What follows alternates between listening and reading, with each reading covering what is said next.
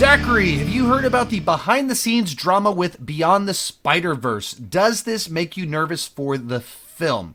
So what he's referring to is actually more of a report about Across the Spider-Verse, which is to say that a report came out where 100 different animators that worked on Across the Spider-Verse left the project, quit the project, because they're being overworked, being forced to work 7 days a week, 11-hour days, that they would turn in work, it would be accepted, locked, described as finished, and then they would come back and say, no, we need you to change it up.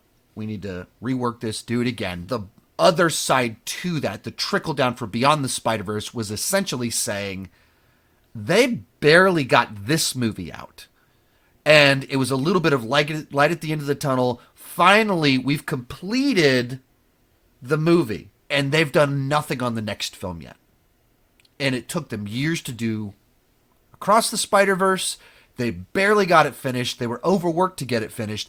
And the only work that has been done on Beyond the Spider-Verse are the early pre-versions of everything when the movie was still planned as a single film, which is to say a long time ago.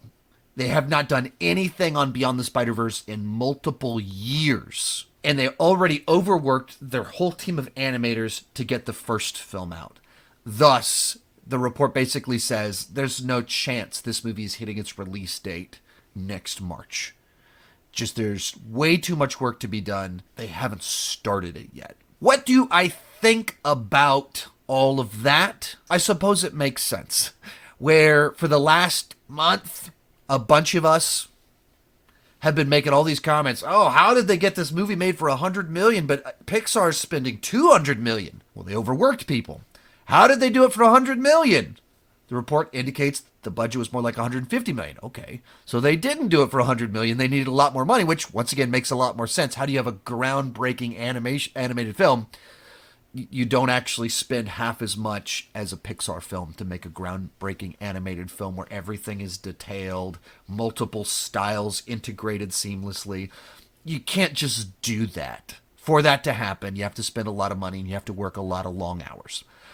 And keep in mind, it was 5 years between movies. This wasn't like a quick turnaround. 5 years is a long time. But if you're trying to do something very groundbreaking in multiple styles, there's consequences that come along with that. So what do I kind of make of it? What's my opinion on it? It's the sort of report that you get and you kind of go, I guess that makes sense. There had to be more to the story here. You don't have like a super peaceful, like chill, relaxed work environment where we made a groundbreaking film that moved animation forward for half the cost. That's probably not the case. That sounds like a fantasy.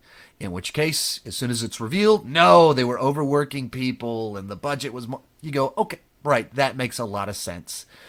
And in light of all of that, they're probably right that we're not going to get Beyond the Spider-Verse, maybe not until 2024. If it's as bad as they're saying. They haven't done work and the crew are fried. They were worked to the max to hit this release date. And you can't just like, now let's get another one done even quicker.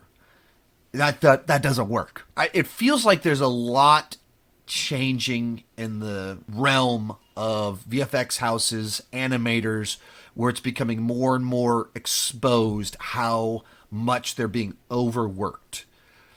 Because every studio is trying to put out so much stuff at such a high level. You know, back in the day, Disney did what were called cheapquels, where they would make direct-to-video sequels to Aladdin and Lion King, and they'd be direct-to-video, and they would cost a fraction of the other ones, and you watch them, and the songs aren't as good, the animation's not as good, the color's not as good, like, everything's not quite as good, but you get a little bit more. And they would sell really well. They'd make a good bit of profit because they spent no money on them. And now the new version of that is let's do this stuff on Disney+.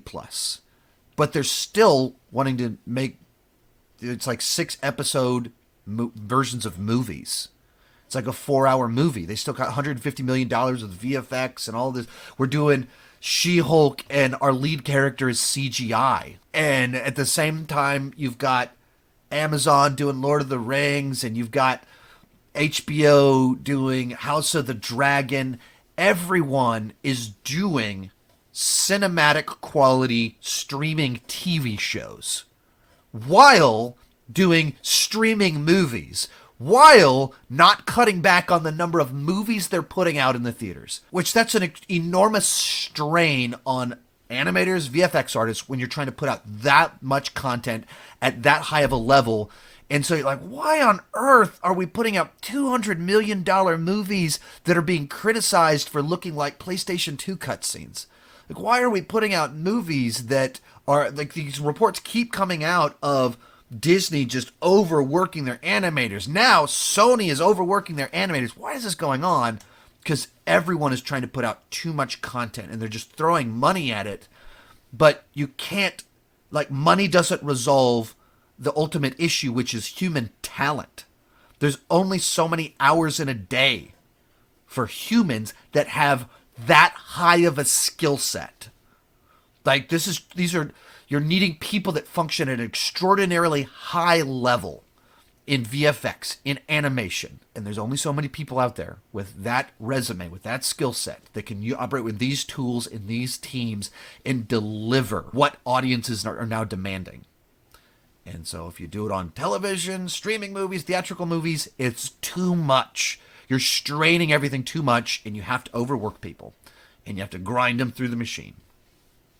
And these reports just keep coming out, and it's not just Disney. It's everyone. It's unfortunate, but it's not really surprising. Most of these clips are pulled from my weekly Patreon live stream. Join at any level, and you can join the chat and ask all the questions you want. That's for as little as $2 per month. For $5 per month, you can get your name on my end card. For $25 per month, you can have a monthly video chat with me. Link is in the description for more details, and keep talking movies and TV too much.